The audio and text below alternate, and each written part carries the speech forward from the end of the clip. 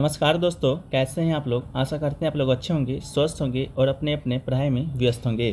तो जैसा कि फ्रेंड्स, आपका एसएससी सीएचएसएल का जो एग्ज़ाम है आपका 2 अगस्त से दोस्तों आपका होना है। तो आज की इस वीडियो में हम लोग देखेंगे कि आपका जो 2 अगस्त से एसएससी सीजीएल का सीएचएसएल का एग्ज़ाम होना है, उस पर आपके जीके जीएस के पोर्शन से क्या एक्सपेक्टेड क्वेश्चन पूछे जा सकते हैं। ठीक है, तो उन सभी प्रश्नों को देखेंगे विथ एक्स्ट्रा फैक्ट के साथ देखेंगे। क्वेश्चन तो नहीं आएंगे, लेकिन एक्स्ट्रा फैक्ट से जुड़े जो आपके प्रश्न हैं पक्का एग्जाम में जो देखने को मिलेंगे। ठीक है, तो चलिए वीडियो को स्टार्ट करते हैं। पीडीएफ आपको टेलीग्राम पे मिल जाएगा, लिंक डिस्क्रिप्शन में दिया गया है। ठीक है, तो देखिए आज का जो हमारा पहला जो प्रश्न है वह है दोस्तों कि कनक रेले का 22 फरवरी 2023 को निधन हो गया है, वो किस शास्त्रीय नृत्य से संबंधित थी। ठीक है, तो कनक रेले की बात करेंगे फ्रेंड्स, तो ये दोस्तों आपका मोहिनी अट्टम शास्त्रीय नृत्य से संबंधित थी, जिनका जो निधन है आपका 2023 से हो गया है। ठीक है, इन्हें 2013 में पद्म भूषण से भी सम्मानित किया जा चुका था। और बात कर लेते हैं मोहिनी अट्टम का, तो ये दोस्तों आपका केरल का क्या है, तो एक शास्त्रीय नृत्य है। ठीक है, केरल का शास्त्रीय नृत्य की बात करेंगे तो मोहिनी अट्टम के अलावा एक और है दोस्तों आपका कथकली। ठीक है, तो कथकली और मोहिनी अट्टम ये दोनों दोस्तों आपका केरल का ही शास्त्रीय नृत्य है, इस बात को याद रखिएगा। टोटल भारत में बात करेंगे तो टोटल 8 प्रकार के शास्त्रीय नृत्य हैं, जिसमें से 2 आपका शास्त्रीय नृत्य आपका केरल से ही संबंधित है। ठीक है, एक क्वेश्चन पूछा गया। अगला क्वेश्चन है कि कौन सा हिंदू त्यौहार है जो कि संरक्षणों के संबंधों का जश्न मनाता है। ठीक है, तो इसका जो राइट आंसर दोस्तों आपका हो जाएगा रक्षाबंधन हो जाएगा। ठीक है, नेक्स्ट क्वेश्चन है कि भक्ति प्रदीप कुलकर्णी को किस खेल में अर्जुन अवार्ड दिया गया था। ठीक है, तो प्रदीप कुलकर्णी की बात करेंगे तो दोस्तों आपका गोवा के खिलाड़ी हैं और ये शतरंज खेलते हैं। ठीक है, शतरंज के खिलाड़ी हैं, इन्हें 2022 में अर्जुन अवार्ड दिया गया है। अर्जुन अवार्ड की बात करेंगे तो 2022 में टोटल दोस्तों आपको 25 लोगों को अर्जुन अवार्ड दिया गया था। ठीक है, कितने लोगों को अर्जुन अवार्ड दिया गया था, तो टोटल 25 लोगों को अर्जुन अवार्ड दिया गया था, जिसमें से एक आपका प्रदीप कुलकर्णी भी थे जो कि आपकी शतरंज के खिलाड़ी थे। ठीक है, नेक्स्ट क्वेश्चन है कि रैयतवारी भू राजस्व व्यवस्था है का सिद्धांत किस पर आधारित था। ठीक है, तो रैयतवारी व्यवस्था की बात करेंगे फ्रेंड्स, तो ब्रिटिश राज के दौरान ये क्या था, तो भू राजस्व प्रणाली था। ठीक है, रैयतवारी की शुरुआत की बात करेंगे तो थॉमस मुनरो ने इसका शुरुआत किया था। इसके अलावा थॉमस मुनरो की बात करेंगे तो 1820 से 1827 ईस्वी तक मद्रास का क्या था, तो वो गवर्नर था। ठीक है, तो मद्रास का क्या था, वो गवर्नर था। शुरुआत किसने किया था, थॉमस मुनरो ने किया था। ये क्या था, तो एक आपका भू राजस्व प्रणाली था। ठीक है, चलिए नेक्स्ट क्वेश्चन की बात करते हैं। तो नेक्स्ट क्वेश्चन पूछा गया ब्रह्मांड का अस्थिर अवस्था सिद्धांत है जो कि किसने विकसित किया था। ठीक है, तो इसका राइट आंसर आपका फ्रेड हॉयल हो जाएगा। ठीक है, चलिए नेक्स्ट क्वेश्चन है आपका, वह है कि पेन इंडिया हेल्थ प्रोग्राम को किस योजना के तहत नियंत्रित किया जा रहा है। ठीक है, pan India health program is being control under which scheme. ठीक है, तो आयुष्मान भारत प्रधानमंत्री जन आरोग्य योजना, ठीक है, इसका नाम है। ठीक है, अगला है कि भारतीय स्वतंत्रता संग्राम के दौरान निम्नलिखित में से किसने फ्री इंडियन जन नामक एक सेना का गठन किया था। ठीक है, तो फ्री इंडिया जन नामक सेना का जो गठन है आपका 1941 में सुभाष चंद्र बोस जी के द्वारा किया गया था। किसके द्वारा किया गया था, तो सुभाष चंद्र बोस जी के द्वारा किया गया था। वहीं पर नेक्स्ट क्वेश्चन आपका है कि एमआरआई में किस शीतलक का उपयोग किया जाता है। ठीक है, तो एमआरआई में दोस्तों आपको लिक्विड के रूप में हीलियम और वाटर का प्रयोग है जो कि हम लोग करते हैं। अगला है कि पल्लवों के समय ब्राह्मण भूमि के समूह को क्या कहा जाता था। ठीक है, तो पल्लवों के समय जो ब्राह्मण की भूमि होती थी उसके समूह को क्या कहते थे, तो सभा या महासभा कहा जाता है। ठीक है, चलिए नेक्स्ट क्वेश्चन की बात करेंगे तो आपका अस्थिर पूंजी की खपत कहा जाता है, यानी कि consumption of fixed capital is also known as. तो इसका राइट आंसर आपका डिप्रेशन हो जाएगा, यानी कि मूल ह्रास। ठीक है, मूल ह्रास को ही अस्थिर पूंजी की खपत भी कहा जाता है। नेक्स्ट क्वेश्चन पूछा गया था ब्लू ग्रीन एल्गी का साइंटिफिक नेम क्या था, तो साइनोबैक्टीरिया, इसका आपका क्या हो जाएगा, राइट आंसर हो जाएगा। वहीं पर नेक्स्ट क्वेश्चन आपका पूछा गया है कि बैडमिंटन कोर्ट की जो लंबाई होता है वो आपका कितना होता है। तो बैडमिंटन कोर्ट की लंबाई की बात करेंगे हम लोग, सिंगल्स और डबल्स के लिए आपका जो लंबाई होता है, ठीक है, वो दोस्तों आपका 13.40 मीटर होता है, यानी कि 44 फीट होता है। लेकिन चौड़ाई की बात करते हैं तो चौड़ाई आपका डबल्स में अलग होता है, सिंगल्स में अलग होता है। तो सिंगल्स के लिए 5.58 यानी कि 17 फीट, और डबल्स की बात करेंगे तो 6.1 मीटर यानी कि 20 फीट रखा गया है। ठीक है, ये जो आपका लंबाई चौड़ाई है वो आपका बैडमिंटन वर्ल्ड फेडरेशन के दिशा निर्देशों के अंतर्गत है। ठीक है, नेक्स्ट क्वेश्चन है कि चोल वंश में गांव के समूह के रूप में जाना जाता था, तो the group of village in the Chola dynasty was known as. ठीक है, तो कुर्रम इसका राइट आंसर हो जाएगा। कुर्रम यानी कि ग्रामों के समूह को कुर्रम कहा जाता है। कुर्रम चोल प्रशासन की निश्चित इकाई थी और व्यापारियों के स्थानीय संगठन भी था जिन्हें नगरम भी कहा जाता था, ठीक है। और चोल वंश का संस्थापक आपका कौन था, तो विजयालय था, ठीक है। कौन था, तो आपका विजयालय था। ये दोस्तों आपका 850 BC में चोल वंश का स्थापना हुआ था। नेक्स्ट क्वेश्चन की बात करेंगे तो पूछा गया है दोस्तों आपका कि राज्य और केंद्र सरकार के खातों को कौन ऑडिट करता है, ठीक है। तो ये क्वेश्चन पूछा गया है, तो इसका राइट आंसर आपका हो जाएगा भारत के नियंत्रक और महालेखा परीक्षक यानी कि controller and auditor general of India. इसके अनुच्छेदों की बात करेंगे तो 148 से 151 जो अनुच्छेद है आपका भारत के नियंत्रक एवं महालेखा परीक्षक से ही संबंधित है। इसके अलावा इसकी जो नियुक्ति है ये दोस्तों आपका राष्ट्रपति के द्वारा किया जाता है। ये आपका 6 साल की अवधि तक या 65 साल तक होने तक आपका ये पद धारण कर सकता है, जो पहले हो जाए, ठीक है। नेक्स्ट क्वेश्चन पूछा गया विलायत खां का जो संबंध है आपका किस वाद्य यंत्र से है। तो विलायत खां की बात करेंगे तो ये दोस्तों आपके क्या है, तो सितार वादक है। सितार वादक इसका राइट आंसर हो जाएगा। नेक्स्ट क्वेश्चन की बात करेंगे तो पूछा गया शोभा नायडू का अक्टूबर 2020 में निधन हो गया था, वो किस नृत्य से संबंधित थी। तो शोभा नायडू की बात करेंगे तो दोस्तों आपका कुचिपुड़ी नृत्य से संबंधित थी। कुचिपुड़ी कहाँ का शास्त्रीय नृत्य है, ये दोस्तों आपका आंध्र प्रदेश का शास्त्रीय नृत्य है। और शोभा नायडू को 2001 में भारत सरकार के द्वारा नागरिक सम्मान पद्मश्री से भी सम्मानित किया गया था, ठीक है फ्रेंड्स। वीडियो में आगे बढ़े फ्रेंड्स, से पहले हम लोग बात करते हैं एसएससी एमटीएस की बेस्ट बुक के बारे में, जो कि चाक्षु प्रकाशन की ओर से है, ठीक है। एसएससी एमटीएस होते इसके जितने भी एस्पिरेंट है उनके लिए जो गाइड है कंप्लीट है, जिसके अंतर्गत आपको 3 साल के सॉल्व पेपर मिलते हैं। साथ में साथ 2022 के भी सॉल्व पेपर को इसमें इंक्लूड किया गया है। इसमें 2150 प्लस एमसीक्यू क्वेश्चन है। एमसीक्यू जो क्वेश्चन है आपके चारों सब्जेक्ट के हैं, मैथ के भी हैं, रीजनिंग के भी हैं, इसके साथ आपका इंग्लिश का भी है और जीके का भी है। सोल्यूशन के साथ साथ आपको सोल्यूशन किस तरह दिया गया है वो भी बहुत इंपॉर्टेंट है। सोल्यूशन आपको 2 तरह से मिलता है। पहला तो इसमें डिटेल पूर्वक सोल्यूशन को दिया गया है, डिटेल के साथ साथ आपको शॉर्ट ट्रिक के माध्यम से भी समझाया गया है, ठीक है। कंप्लीट स्टडी गाइड के साथ इनका प्रैक्टिस सेट भी आता है।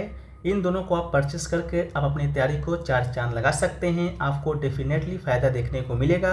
आपको ये बुक नज़दीकी स्टोर पर अवेलेबल हो जाएगी, नहीं तो आपको डिस्क्रिप्शन में लिंक दिया गया है, आप वहाँ से भी जाके परचेस कर सकते हैं। चलिए वीडियो में आगे बढ़ते हैं।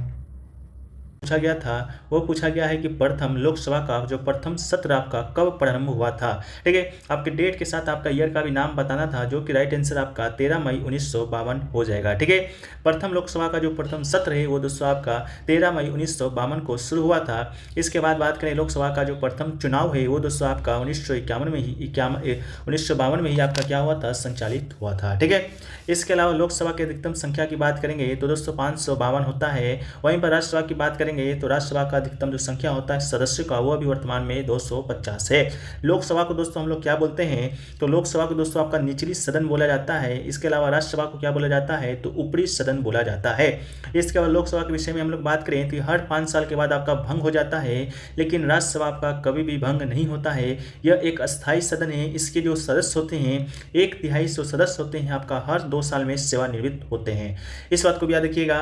वर्तमान में लोकसभा का सदस्य वो दोस्तों आपका 545 है, लेकिन 3 सीट अभी खाली है तो 542 है। इसके अलावा राज्यसभा में सदस्यों की संख्या 245 है, ठीक है, वर्तमान में।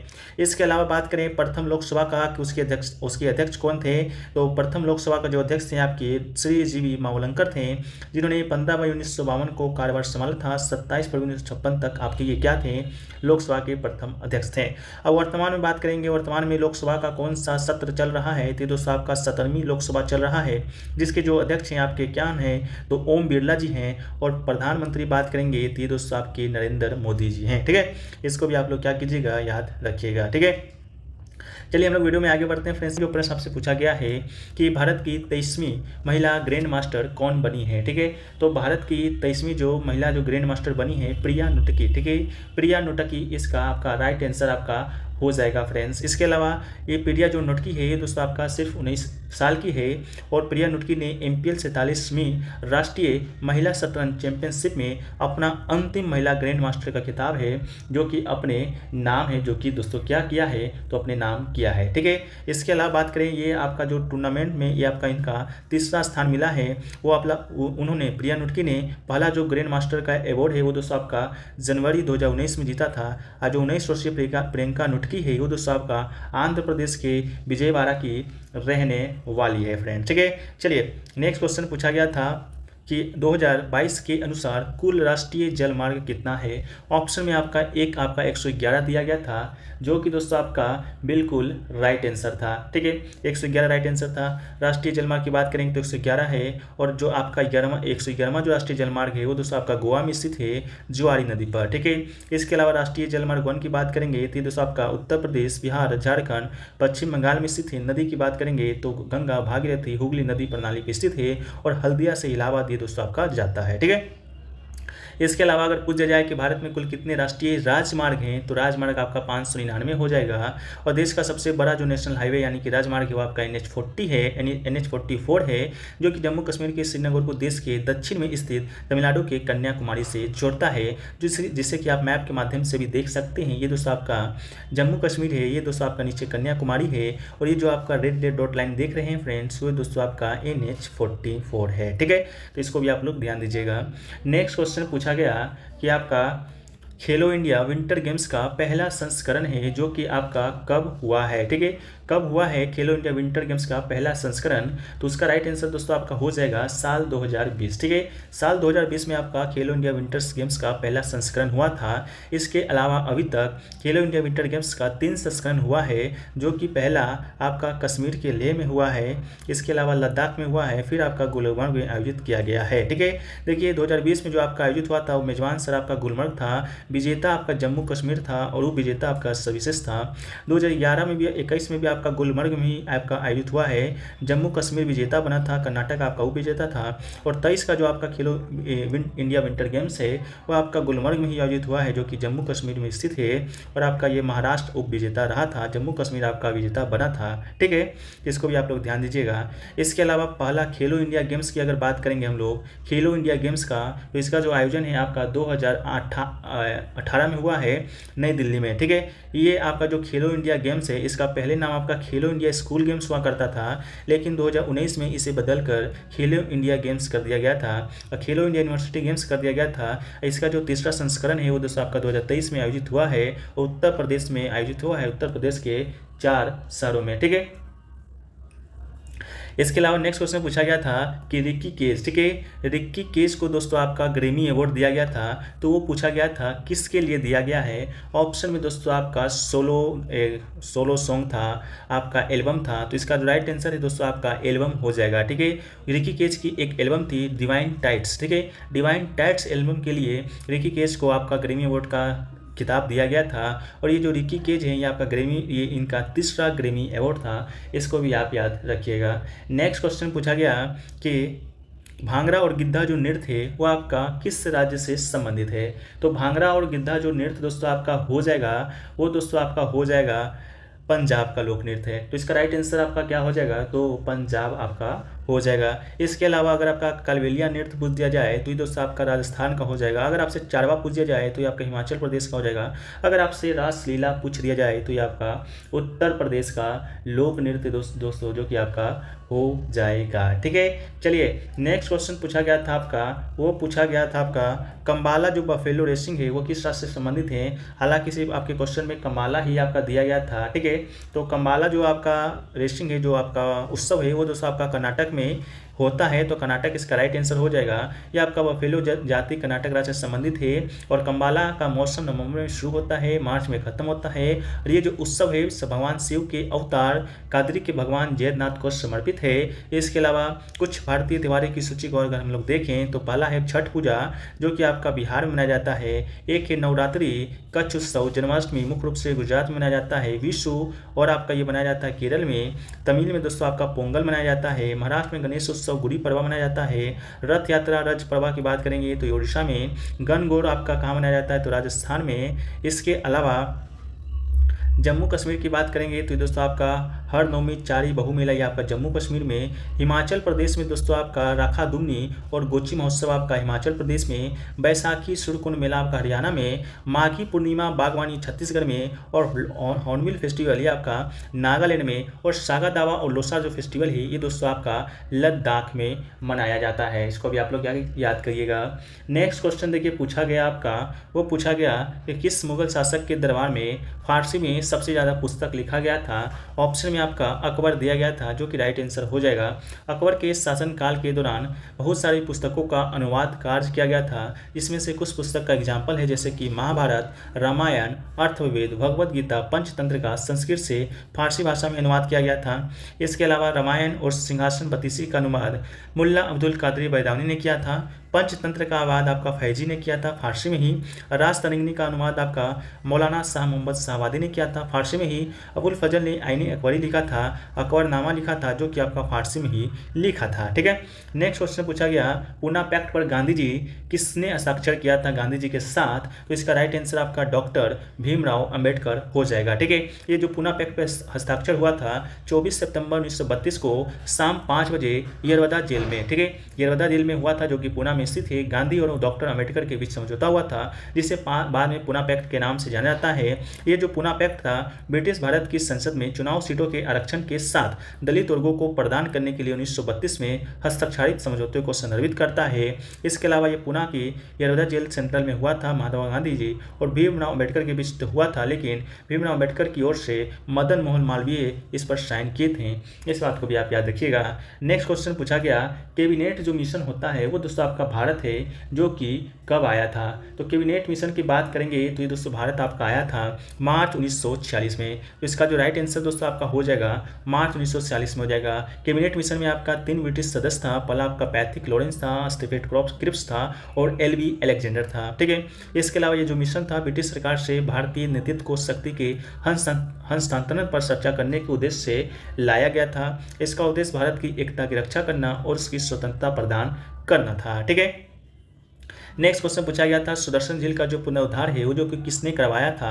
तो इसका जो राइट आंसर था आपका रुद्रा दामन इसका राइट आंसर था। लेकिन सुदर्शन झील के बारे में हम लोग बात करें तो ये दोस्तों आपका गिरनार नामक पहाड़ी पर मध्य सौराष्ट्र में स्थित है। सौराष्ट्र कहाँ पड़ता है? गुजरात में। इस झील का जो निर्माण है किसने करवाया था? तो इस झील का निर्माण आपका मौर्य वंश के संस्थापक था चंद्रगुप्त मौर्य ने करवाया था। इसको आप लोग याद रखिएगा। चंद्रगुप्त मौर्य के आदेश से उनके गिरनार में नियुक्त राज्यपाल पुष्पगुप्त वेश्य के द्वारा किया गया था। ठीक है, इसके अलावा सुदर्शन झील का जो पुनर्निर्माण है बहुत सारे शासकों के द्वारा किया गया था। पहला आपका अशोक के आदेश पर किया गया था। उसके महान गुरु तुषप ने इससे सरोवर को फिर से बनाकर मजबूत किया था। दूसरा आपका मौर्य काल के बाद सौराष्ट्र के राज्यपाल सुविशाख के शक शासक रुद्रदामन के आदेश पर हुआ था। इसके अलावा गुप्त काल की बात करेंगे तो गुप्त काल में स्कंदगुप्त के आदेश से चक्रपालित ने झील का निर्माण किया था। स्कंदगुप्त ने बड़ी उदारता से धन खर्चा किया था, इस झील पर एक बांध बनवाया था। तो ऑप्शन में आपका रुद्रदामन दिया गया था, जो कि आपका राइट आंसर आपका हो जाएगा। ठीक है, लेकिन शायद आपसे पूछा गया था रुद्रदामन सुदर्शन लेक का निर्माण किसने करवाया था, तो आप लोग कमेंट सेक्शन में बता दीजिएगा। नेक्स्ट क्वेश्चन पूछा गया था फुटबॉल मैच की जो अवधि होती है वो आपका कितना होता है। तो क्या पूछा गया था? फुटबॉल मैच की अवधि पूछा गया था कितना देर का होता है। ठीक है, तो इसका जो राइट आंसर दोस्तों आपका हो जाएगा ये दोस्तों आपका 90 मिनट का होता है। लेकिन फुटबॉल में 2 कंटिन्यू कितनी टाइम की सीरीज होती है, तो आपका 45 मिनट का 2 आपका ब्रेक के बाद खेला जाता है। 90 मिनट का टोटल गेम होता है। 15 मिनट का आपका एक विराम दिया जाता है। इसकी फुटबॉल में 11 खिलाड़ी होते हैं, एक गोलकीपर शहीद होते हैं। ठीक है, तो 45 मिनट आपका राइट आंसर था, नहीं सिर्फ 45 मिनट राइट आंसर था। ठीक है, नेक्स्ट क्वेश्चन पूछा गया कि बंगाल की खाड़ी और अरब की खाड़ी का जो मानसून होता है वो दोस्तों आपका कहाँ पर मिलता है। ठीक है, तो इसका जो राइट आंसर था ऑप्शन में आपका दिया गया था गंगा के मैदानी इलाकों के उत्तर पश्चिम भाग। ठीक है, तो ये दोस्तों आपका क्या था, यही आपका राइट आंसर आपका हो जाएगा। ठीक है, north western of Ganga plains option में दिया गया था। तो अरब सागर और बंगाल की खाड़ी में मानसून की जो शाखाएं हैं गंगा के मैदानी के इलाके के उत्तर पश्चिम भाग में विलीन हो जाते हैं। नेक्स्ट क्वेश्चन पूछा गया कि आवर्त सारणी में सियोबोर्जियम का एटॉमिक नंबर क्या होता है।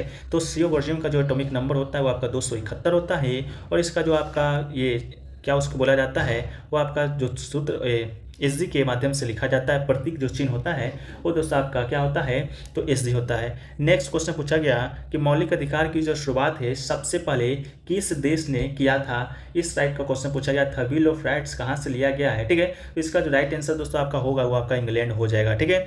ब्रिटेन में 1295 में जन नाम के शासक ने मेगा कार्टा के रूप में मूल अधिकारों को मान्यता दिया था, तो ब्रिटेन इसका आपका राइट आंसर हो जाएगा।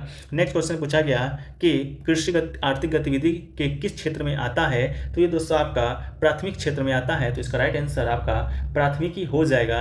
इसके अलावा कृषि आर्थिक गतिविधि के प्राथमिक क्षेत्र में आता है। प्राथमिक क्षेत्र बुनियादी खाद्य पदार्थ और कच्चे मालों का उत्पादन शामिल है। इस क्षेत्र में संबंधित गतिविधियों में खनन, वानिकी, कृषि, चराई, खेती, शिकार, मत्स्य पालन, उत्खनन करना, एकत्र करना शामिल है। और अर्थव्यवस्था के 3 क्षेत्रों में द्वितीयक, तृतीयक और चतुर्थक भी शामिल है, ठीक है।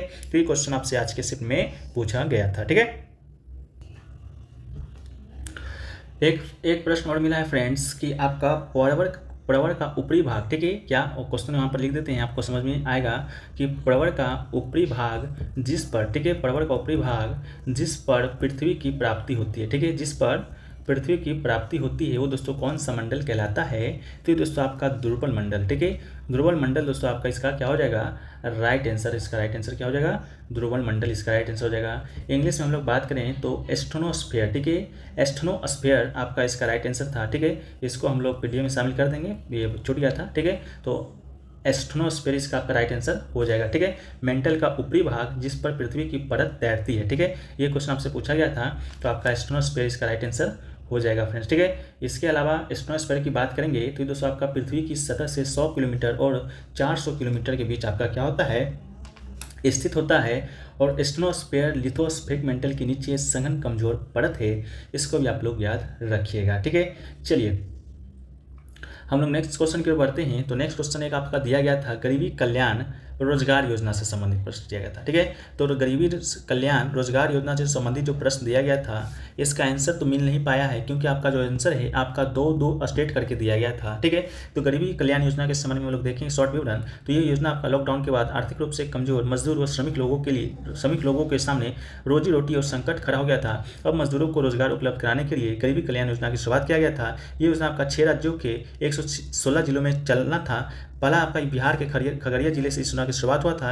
125 दिनों के लिए इस योजना में मजदूरी मिलेगा, रोजगार मिलेगा, इसका उद्देश्य था, ठीक है। तो आपका एक तो बिहार राइट आंसर हो जाएगा, लेकिन दूसरा ऑप्शन क्या दिया गया था उसका सही आंसर है जो कि मिल नहीं पाया है। अगला जो क्वेश्चन पूछा गया था वो दोस्तों आपका पूछा गया था, प्रधानमंत्री पेंशन डोनेट योजना का नाम क्या है, ठीक है। तो इसका जो राइट आंसर आपका हो जाएगा प्रधानमंत्री श्रम योगी मानधन योजना, इसका राइट आंसर हो जाएगा। केंद्रीय श्रम रोजगार मंत्री भूपेंद्र यादव ने 7 मार्च 2022 को प्रधानमंत्री श्रम योगी मानधन योजना के तहत दान पेंशन या डोनेट पेंशन अभियान की शुरुआत अपने आवास से की थी और अपने मालिक को दान करके दिया था, ठीक है। कि वारली चित्रकला भारत की डैश राज्य की लोक चित्रकला है, ठीक है। तो इसका जो राइट आंसर था आपका महाराष्ट्र था, ठीक है।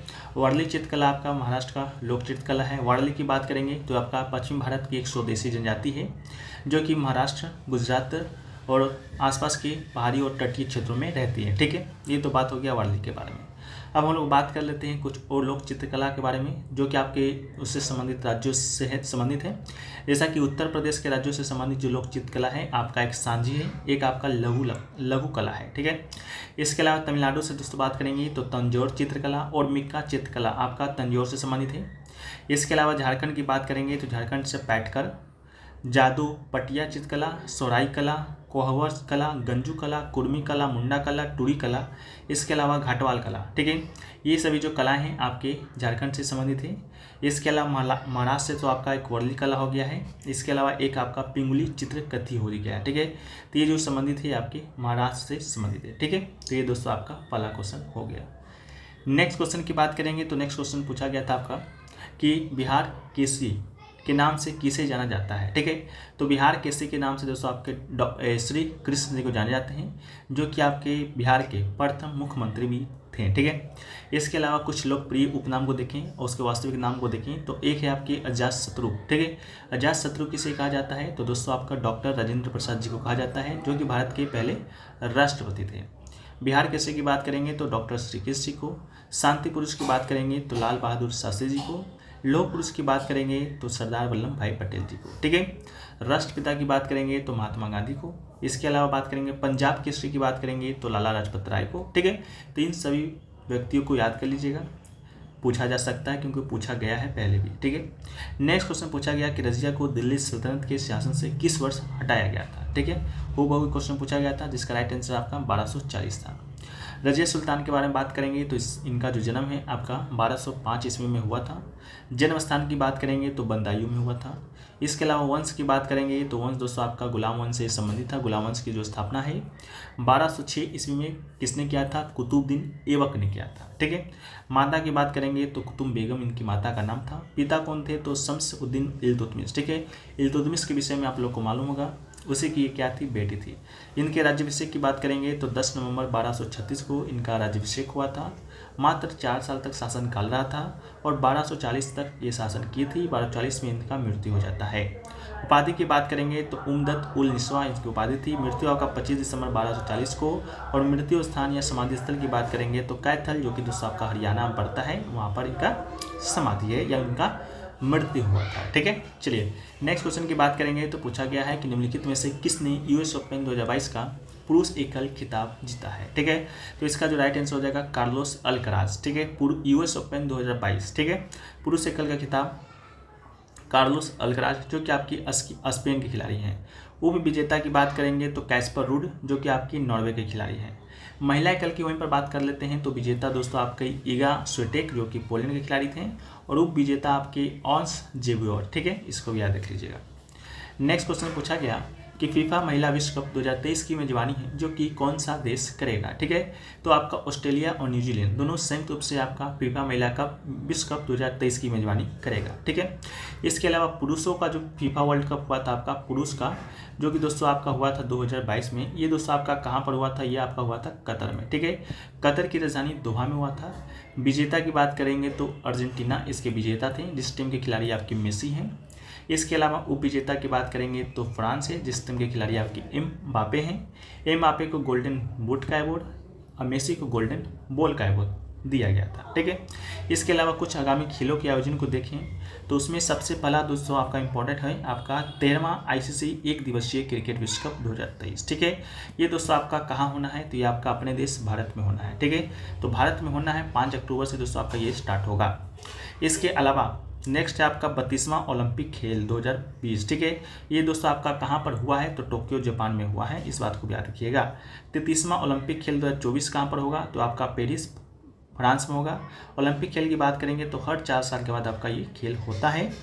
इसके अलावा आपका 34वां ओलंपिक खेल कहाँ पर होगा दोस्तों 2028 में, तो ये दोस्तों आपका लॉस एंजलिस अमेरिका में होगा, ठीक है। कुछ पहले के भी हम लोग देख लेते हैं क्योंकि बहुत बार इतना देखा गया है कि पहले के भी आयोजन जो कि आपसे पूछा जा चुका है, ठीक है। तो देखिए 21वां राष्ट्रमंडल खेल की बात करेंगे जो 18 में जो हुआ था वो आपका गोल्ड कोस्ट ऑस्ट्रेलिया में हुआ था।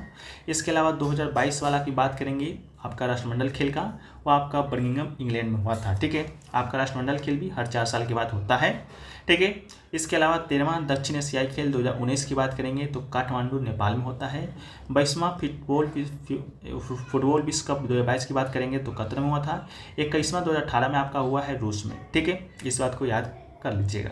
नेक्स्ट क्वेश्चन की ओर बढ़ते हैं तो नेक्स्ट क्वेश्चन पूछा गया कि खेलो इंडिया यूथ गेम्स का 5वां संस्करण मध्य प्रदेश के कितने शहरों में आयोजित किया जाएगा, ठीक है। तो मध्य प्रदेश के दोस्तों 8 शहरों में आयोजित किया जाएगा, तो 8 इसका राइट आंसर था। 8 शहर कौन कौन से थे, तो 8 शहर में एक आपका भोपाल है, दूसरा जबलपुर है, तीसरा इंदौर है, चौथा आपका उज्जैन है, 5वां ग्वालियर है, 6ठा मंडला है, 7वां बालाघाट है और खरगोन एक आपका 8वां है, ठीक है। तो इन 8 शहरों में मध्य प्रदेश के आपका जो 5वां संस्करण था खेलो इंडिया का आयोजित किया गया है। इसके साथ ही एक और खेल है साइकिलिंग, ठीक है। साइकिलिंग का जो आयोजन है आपका नई दिल्ली में किया गया है, इस बात को भी याद रखिएगा। इस खेल में महाराष्ट्र आपका टॉप पर रहा था, पहले स्थान पर 56 स्वर्ण सहित 161 पदक के साथ। हरियाणा आपका सेकंड पर रहा था 41 स्वर्ण 128 पदकों के साथ। इसके अलावा मेजबान मध्य प्रदेश की बात करेंगे तो ये आपका तीसरे स्थान पर रहा था 39 स्वर्ण और 96 पदकों के साथ, ठीक है। चलिए इसके अलावा नेक्स्ट क्वेश्चन पूछा गया कि भारत का पहला 24/7 सौर ऊर्जा संचालित गांव जो मोढेरा है किस राज्य में स्थित है, ठीक है। तो इसका राइट आंसर आपका गुजरात हो जाएगा, ठीक है। मोढेरा जो गांव है आपका गुजरात में स्थित है, जो कि 24/7 सौर ऊर्जा संचालित गांव है। इसके अलावा मोढेरा गांव की कुछ प्राचीन इतिहास को देखें तो मोढेरा में दोस्तों एक आपका सूर्य मंदिर है, ठीक है, सूर्य मंदिर है जो कि आपका मोढेरा में ही है। संक्षिप्त प्राचीन स्थलों के लिए प्रसिद्ध है, जो कि किस नदी पर है तो पुष्पावती नदी पर है। इसको बनवाया कौन था? तो चालुक्य वंश के राजा भीम प्रथम ने 1026 से 27 ईस्वी में बनवाया था। इस बात को भी याद कर लीजिएगा, ठीक है। चलिए नेक्स्ट क्वेश्चन की बात करते हैं फ्रेंड्स। तो नेक्स्ट क्वेश्चन पूछा गया कि कर्क रेखा जो है वो आपका भारत के डैश राज्य से होकर गुजरता है। 4 ऑप्शन दिए गए थे, 3 ऑप्शन इस प्रकार दिए गए थे कि जो आपका कर्क रेखा नहीं गुजरता है। एक आपका छत्तीसगढ़ दिया गया था जिसमें से जो कर्क रेखा है आपका गुजरता है। कर्क रेखा की बात करेंगे तो भारत के 8 राज्यों से होकर ये गुजरता है। वो 8 राज्य कौन कौन से हैं इनको हम लोग मैप के माध्यम से देखें तो वो 8 राज्य दोस्तों आपके कौन हैं। एक आपका यहाँ पर देख लीजिए, एक आपका गुजरात है, ठीक है। ये जो कर्क रेखा आपका गुजर रहा है यही आपका कर्क रेखा है, तो एक आपका गुजरात हो गया। दूसरा दोस्तों आपका राजस्थान से गुजर रहा है। इसके अलावा तीसरा की बात करेंगे तो दोस्तों आपका मध्य प्रदेश से गुजर रहा है। तीसरा के बाद आपका चौथा आपका देखिए छत्तीसगढ़ से गुजर रहा है जो कि ऑप्शन में दिया गया था। पांचवा आप यहाँ पर देख सकते हैं झारखंड से गुजर रहा है। इसके अलावा छठा आपका यहाँ पर देखिए पश्चिम बंगाल से गुजर रहा है। सातवां दोस्तों आप यहाँ पर देख सकते हैं जो कि आपका त्रिपुरा से, और आठवां दोस्तों आपका यहाँ पर मिजोरम से गुजर रहा है, ठीक है। तो ये भारत के 8 राज्य हैं जिससे होकर कर्क रेखा है जो कि आपका गुजरता है, ठीक है। चलिए नेक्स्ट क्वेश्चन की बात करेंगे तो नेक्स्ट क्वेश्चन पूछा गया कि निम्नलिखित में से किस फिल्म को 2022 में सर्वश्रेष्ठ फिल्म लोकप्रिय पसंद का फिल्म फेयर पुरस्कार मिला है। तो इसका राइट आंसर आपका शेरशाह हो जाएगा। शेरशाह को 67वें फिल्म पुरस्कार का अवार्ड मिला था सर्वश्रेष्ठ फिल्म का। ये जो फिल्म फेयर पुरस्कार है आपका 30 अगस्त 2022 को जियो वर्ल्ड सेंटर मुंबई में दिया गया था। यह आपका 67 संस्करण 2021 में रिलीज हुई फिल्म को सम्मानित किया गया है। और रणवीर सिंह को भी ये अवार्ड दिया गया था अभिनेता सर्वश्रेष्ठ अभिनेता का फिल्म 83 के लिए, ठीक है। इसके अलावा अन्य विजेताओं की बात करेंगे तो सर्वश्रेष्ठ अभिनेत्री के लिए मिमी एक मूवी था, उनके लिए कीर्ति सेनन जी को दिया गया था। मिमी के बाद बात करेंगे तो डायरेक्टर जो आपके थे सर्वश्रेष्ठ वो आपके शेरशाह के ही विष्णुवर्धन को दिया गया था। सर्वश्रेष्ठ फिल्म आपका ये शेरशाह को दिया गया है। सर्वश्रेष्ठ फिल्म आलोचकों की पसंद की बात करेंगे तो सरदार उधम सिंह को दिया गया था, ठीक है। नेक्स्ट क्वेश्चन पूछा गया कि क्षोभ मंडल की जो औसत ऊंचाई है वो आपका कितना है। तो इसका राइट आंसर 13 किलोमीटर हो जाएगा। क्षोभ मंडल की बात करेंगे तो पृथ्वी की सतह के सबसे निकट है। इसकी मोटाई 7 से 20 किलोमीटर और इसमें जलवाष्प, बादल और धूल सम्मिलित होता है। इसके अलावा अगला है समताप मंडल। समताप मंडल की बात करेंगे तो ये आपका दूसरी परत है, पृथ्वी की सतह से 50 किलोमीटर ऊपर समाप्त होती है। और ओजोन की बात करेंगे तो ओजोन जो होता है वो आपका समताप मंडल में प्रचुर मात्रा में ही उपस्थित होता है, ठीक है। तो समताप मंडल 50 किलोमीटर, क्षोभ मंडल 13 किलोमीटर। इसके अलावा अगला है कि समताप मंडल के ऊपरी क्षेत्र को हम लोग मध्य मंडल कहते हैं और ये 50 किलोमीटर से प्रारंभ होकर 85 किलोमीटर की ऊंचाई तक फैला हुआ है। इसके बाद आपका आता है तापमंडल। तापमंडल लगभग 90 किलोमीटर से 500 किलोमीटर तक फैला हुआ है। इस परत में वायु जो घनत्व होता है बहुत ही कम होता है। इसके अलावा एक है आपका वायुमंडल। वायुमंडल की बात करेंगे तो सबसे ऊंची परत है, ये लगभग 500 किलोमीटर से ऊपर होता है और इसमें हाइड्रोजन और हीलियम के कण मौजूद होते हैं। नेक्स्ट क्वेश्चन पूछा गया, वो पूछा गया आपका कि किस वर्ष महात्मा गांधी ने किसानों के समर्थन में गुजरात के खेड़ा जिले में सत्याग्रह है जो कि किया था, ठीक है। तो गुजरात का जो खेड़ा सत्याग्रह हुआ था वो दोस्तों आपका सन 1918 में हुआ था। 1918 में महात्मा गांधी ने गुजरात के खेड़ा जिले में किसानों के लिए एक सत्याग्रह का आयोजन किया था। यह सत्याग्रह राजस्व वसूली में छूट की मांग को लेकर किया गया था। इसके अलावा महात्मा गांधी के द्वारा किए गए कुछ महत्वपूर्ण आंदोलन को देखें तो एक है आपका चंपारण आंदोलन जो कि आपका चंपारण सत्याग्रह के नाम से जाना जाता है, जो कि आपका 1917 में हुआ था, ठीक है। ये चंपारण जो जगह है वो दोस्तों आपका कहाँ पर पड़ता है, तो ये दोस्तों आपका बिहार में पड़ता है। अभी हाल ही में एसएससी सीजीएल का एग्जाम कंडक्ट हुआ है, उसमें पूछा गया था कि महात्मा गांधी को जो चंपारण सत्याग्रह, चंपारण बुलाने का जो श्रेय है वो किसे जाता है या किसने आमंत्रित किया था, तो ये आपका राजकुमार शुक्ल, ठीक है। राजकुमार शुक्ल ने आपके चंपारण में आने के लिए गांधी जी को क्या किया था, आमंत्रित किया था। इस बात को याद रख लीजिएगा। इसके अलावा अगला है खिलाफत आंदोलन जो कि आपका 1919 में शुरू हुआ था। असहयोग आंदोलन आपका 1920 में शुरू हुआ था। असहयोग आंदोलन किस कांड के बाद खत्म हुआ था, तो चौड़ा चौड़ी कांड, ठीक है। चौड़ी चौड़ा कांड याद रखिएगा जो कि आपका 1922 में हुआ था। दिन पूछेगा तो 4 फरवरी 1922 को आपका चौड़ी चौड़ा कांड हुआ था जो कि असहयोग आंदोलन के ही फलस्वरूप हुआ था। ठीक है, तो इसके बाद ही गांधी जी ने आपका ये आंदोलन जो कि वापस ले लिया था, क्योंकि चौरी चौरा कांड में आपका एक पुलिस स्टेशन था, उसमें कुछ आंदोलनकारी थे, उन्होंने आग लगा दिया था, बहुत सारे पुलिसकर्मियों की मौत हो गई थी। ठीक है, इसके अलावा 12 फरवरी को महात्मा गांधी जी ने असहयोग आंदोलन को अपने वापस ले लेते हैं। अगला है सविनय अवज्ञा आंदोलन, जिसे कि दांडी मार्च भी कहते हैं, या सविनय अवज्ञा आंदोलन के दौरान ही दांडी मार्च जो कि शुरू हुआ था वो आपका 1930 में शुरू हुआ था। भारत छोड़ो आंदोलन की बात करेंगे तो 1942 में शुरू हुआ था। भारत छोड़ो आंदोलन से संबंधित एक फैक्ट को याद रखना है, वो फैक्ट है दोस्तों कि महात्मा गांधी ने एक नारा दिया था, करो और मरो का। ठीक है, करो और मरो का एक नारा दिया था, जो कि महात्मा गांधी ने किस आंदोलन के दौरान दिया था, तो ये आपका भारत छोड़ो आंदोलन के दौरान ही दिया था। ठीक है, नेक्स्ट क्वेश्चन की बात करेंगे तो वो पूछा गया कि निम्नलिखित में से किस शहर ने 2022 में लगातार 6वीं बार भारत के सबसे स्वच्छ शहर का पुरस्कार जीता है, तो ये दोस्तों आपका इंदौर। ठीक है, इंदौर राइट आंसर हो जाएगा। इंदौर को लगातार 6ठी बार सबसे स्वच्छ शहर घोषित किया गया है। इंदौर के बाद की बात करेंगे तो सूरत सेकेंड स्थान पर, थर्ड पर दोस्तों आपका नवी मुंबई है। ये जो पुरस्कार है राष्ट्रपति द्रौपदी मुर्मू जी के द्वारा 2 अक्टूबर 2022 को नई दिल्ली में स्वच्छ सर्वेक्षण ग्रामीण 2022 के लिए पुरस्कार प्रदान किए गए थे।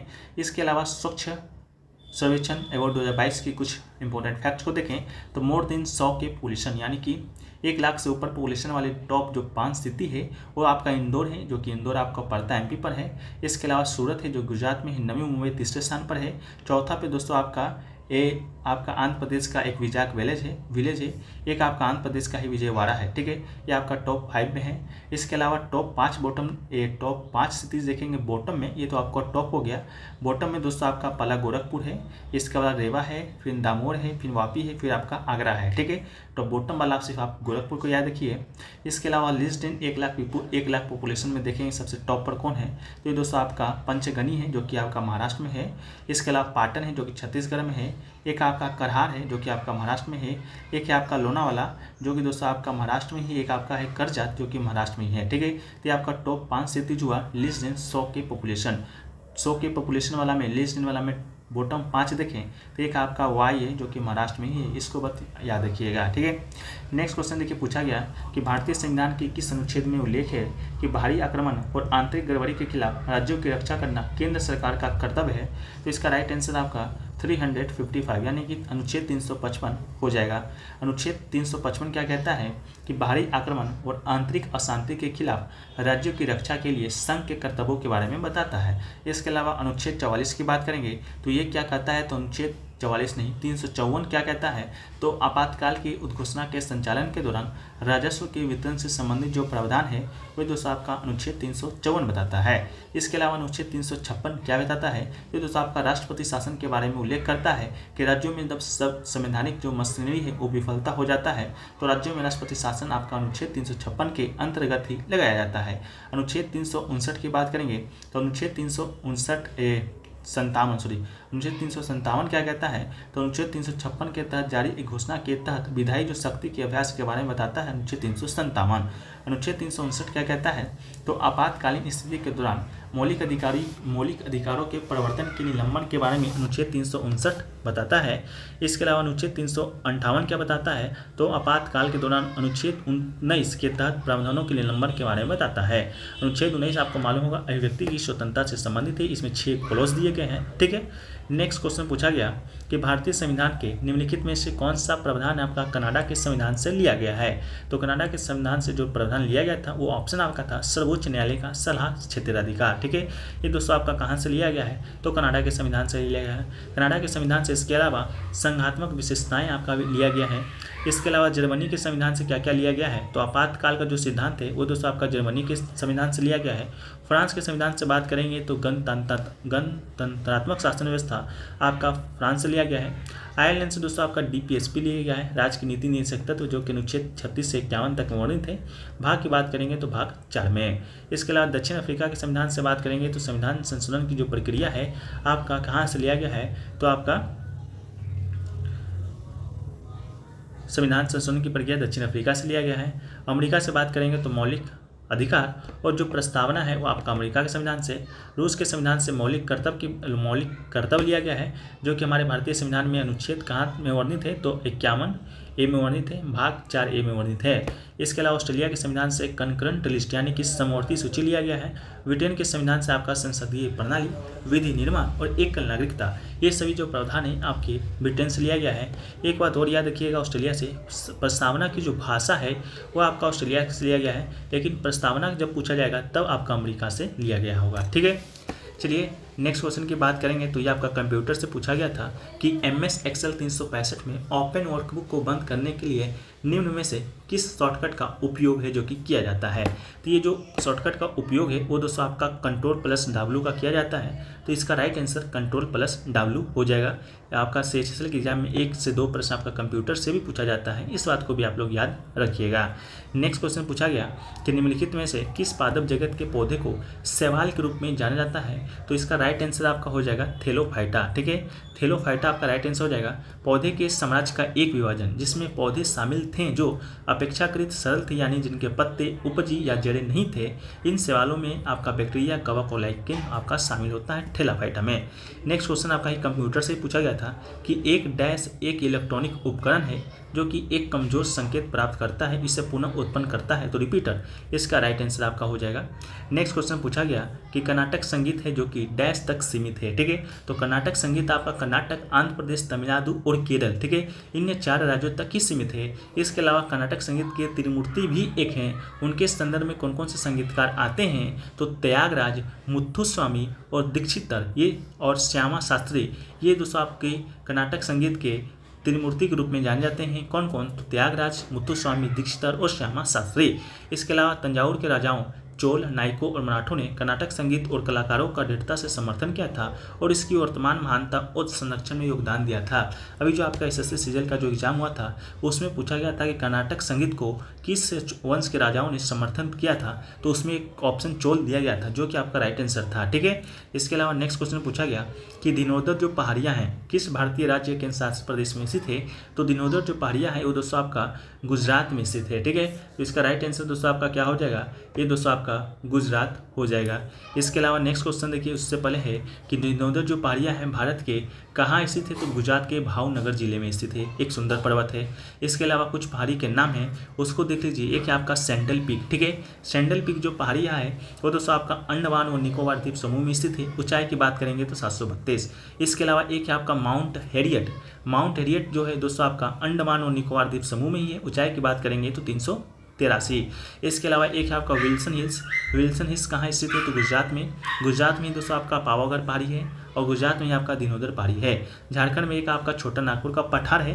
महाराष्ट्र में आपका विल्सन पॉइंट है। ठीक है, तो विल्सन पॉइंट महाराष्ट्र। विल्सन पहाड़ी की बात, हिल्स की बात करेंगे तो गुजरात। कल सुबाई चोटी दोस्तों की बात करेंगे, कल सुबाई चोटी तो ये आपका महाराष्ट्र में है। और माथेरन हिल्स की बात करेंगे तो ये दोस्तों आपका महाराष्ट्र में है। ठीक है, नेक्स्ट क्वेश्चन की बात करेंगे तो पूछा गया कि वायुदाब के संदर्भ में कौन सा कथन है जो कि सही था। उसमें 4 कथन आपके दिए गए थे, जिसमें से जो एक कथन आपका दिया गया था कि वायुदेव सदैव उच्च दाब क्षेत्र से निम्न दाब क्षेत्र की ओर चलता है, ये जो कथन है वो दोस्तों आपका बिल्कुल सही था। इसके अलावा नेक्स्ट प्रश्न की बात करेंगे तो नेक्स्ट जो प्रश्न आपसे पूछा गया था वो पूछा गया था कि निम्नलिखित में से किसने न्यूट्रॉन की खोज की है। ठीक है, तो न्यूट्रॉन की खोज किसने किया है? तो जे चैडविक ने किया है। तो इसका राइट आंसर जे चैडविक हो जाएगा। इसके अलावा बात करेंगे इलेक्ट्रॉन का, तो इलेक्ट्रॉन का खोज आपका जे थॉमसन ने किया है। प्रोटॉन का खोज आपका गोल्डस्टीन ने किया है। इसके अलावा न्यूट्रॉन की बात करेंगे तो जेम्स चैडविक हो गया है। नेक्स्ट क्वेश्चन बात करेंगे निम्नलिखित में से कौन सा कथन मिश्रण के संबंध में सही नहीं है। तो ऑप्शन में दिया गया था कोलाइड विषम मांगी मिश्रण होता है जिनमें जो कण होता है बड़ा होता है। ठीक है, तो ये वाला आपका राइट आंसर था। इसके अलावा एक मिश्रण 2 या 2 से अधिक पदार्थों का एक संयोजन होता है जो कि रासायनिक रूप से एक दूसरे से क्या होता है? संयोजित नहीं होता है। इसके अलावा मिश्रण आपका 2 प्रकार का होता है, एक आपका समांगी, दूसरा आपका विषम मांगी। ठीक है, सजातीय मिश्रणों में एक समान संरचना होता है जबकि विजातीय मिश्रणों में एक समान संरचना नहीं होता है। ठीक है, इसके अलावा नेक्स्ट क्वेश्चन पूछा गया आपका, वो पूछा गया कि किस राज्य के मुख्यमंत्री ने फुटबॉल की संस्कृति को जमीनी स्तर पर ले जाने के लिए और इस अपने राज्य में फुटबॉल फॉर ऑल लॉन्च किया था। तो इसका जो राइट आंसर दोस्तों आपका हो जाएगा वो दोस्तों आपका उड़ीसा हो जाएगा। ठीक है, उड़ीसा में ही आपका फुटबॉल फॉर ऑल लॉन्च किया गया था। उड़ीसा के मुख्यमंत्री पटनायक, ठीक है, कोई पटनायक है, नवीन पटनायक जी के द्वारा। ठीक है, इसके अलावा उड़ीसा की बात करेंगे तो बिहार उड़ीसा प्रांत का जो गठन है आपका 1 अप्रैल 1912 को हुआ था और 1 अप्रैल 1936 को बिहार उड़ीसा को अलग अलग प्रांतों में विभाजित कर दिया गया था। नेक्स्ट क्वेश्चन की बात करेंगे, वो पूछा गया कि फर्म के वर्धित मूल्य की गणना डैश के रूप में की जाती है। तो फर्म के उत्पादन का एक मूल्य फर्म द्वारा प्रयुक्त मध्यवर्ती वस्तुओं का मूल्य के रूप में किया जाता है। वर्धित मूल्य की बात करेंगे, उस मूल्य का वर्णन करता है जो कि एक कंपनी उत्पादन प्रक्रिया के दौरान कच्चे माल या मध्यवर्ती वस्तुओं में जोड़ा जाता है। उत्पादन के मूल्य और मध्यवर्ती उत्पादों के मूल्य के बीच का अंतर उपयोग वर्धित मूल्य पद्धति का उपयोग करके राष्ट्रीय आय की गणना करने के लिए किया जाता है। पहला प्रश्न वह है कि बड़े बांधों के संबंध में निम्नलिखित में से कौन सा कथन आपका सही है। ठीक है, 2 कथन दिए गए हैं। पहला कथन है इनकी सामाजिक समस्या है क्योंकि इससे बड़ी संख्या में किसान और आदिवासी विस्थापित होते हैं, उन्हें मुआवजा भी नहीं मिलता है। ठीक है, तो ये कथन आपका बिल्कुल सही है। इसके अलावा दूसरा कथन है कि इनकी पर्यावरणीय समस्या है क्योंकि इनसे बड़े स्तर पर वनों का विनाश होता है तथा जैव विविधता की क्षति होती है। तो ये भी कथन दोस्तों आपका सही है। ठीक है, तो ऑप्शन आपका इस प्रकार करके दिया रहेगा, केवल एक और 2 दोनों, केवल 2 ना तो 1 ना तो 2। ठीक है, तो इसका राइट आंसर आपका 1 और 2 दोनों सही आपका हो जाएगा। ठीक है, इसके अलावा अगला जो प्रश्न है वो पूछा गया है कि भारतीय परमाणु कार्यक्रम के जनक के रूप में किसे जाना जाता है। ठीक है, तो इसी प्रकार के 4 ऑप्शन आपके पास दे रहेंगे जिसका राइट आंसर आपका होमी जहांगीर भाभा हो जाएगा। ठीक है, भारतीय परमाणु कार्यक्रम के जनक होमी जहांगीर भाभा को जाना जाता है। वह एक भारतीय परमाणु भौतिक विज्ञानी थे जिन्हें भाभा परमाणु अनुसंधान केंद्र Tata institute of fundamental research की स्थापना भी की थी। ठीक है, इसके अलावा मार्च 2019 में अजीत कुमार मोहंती को भाभा एटॉमिक रिसर्च सेंटर यानी कि BARC के निदेशक के रूप में 3 साल की अवधि के लिए नियुक्त किया गया था। ठीक है, वो भी एक प्रसिद्ध परमाणु भौतिक विज्ञानी हैं और उन्होंने बॉम्बे विश्वविद्यालय से PhD की डिग्री जो कि हासिल की है। ठीक है, इसके अलावा विक्रम साराभाई की बात करेंगे तो ये आपका भारतीय अंतरिक्ष कार्यक्रम के जनक के रूप में जाने जाते हैं। CV रमन की बात करेंगे तो रमन प्रभाव, ठीक है, रमन इफेक्ट किनके द्वारा दिया गया था, तो CV रमन जी के द्वारा दिया गया था। होमी जहांगीर भाभा भारतीय परमाणु कार्यक्रम के जनक हैं। APJ अब्दुल कलाम की बात करेंगे तो मिसाइल मैन ऑफ इंडिया किन्हें कहा जाता है, तो APJ अब्दुल कलाम जी को कहा जाता है। नेक्स्ट क्वेश्चन पूछा गया कि निम्नलिखित में से किसने सितंबर 2022 में ई-बाल निदान ऑनलाइन पोर्टल को नया रूप दिया है। ठीक है, तो इसका राइट आंसर आपका बाल अधिकार के संरक्षण के लिए राष्ट्रीय आयोग, इसका राइट आंसर हो जाएगा। ई बाल निदान 2015 में शुरू किया गया था। एक ऑनलाइन शिकायत तंत्र है जो लोगों को किसी बच्चे के खिलाफ किए गए उल्लंघन की रिपोर्ट करने और उन्हें ट्रैक करने के लिए सक्षम बनाता है। सितंबर 2022 में इसे नया रूप दिया गया था। इसके अलावा राष्ट्रीय बाल अधिकार संरक्षण आयोग NCPCR की स्थापना मार्च 2007 में हुआ था और बाल अधिकार संरक्षण आयोग के अधिनियम 2005 में संसद के अधिनियम 2005 के तहत किया गया था।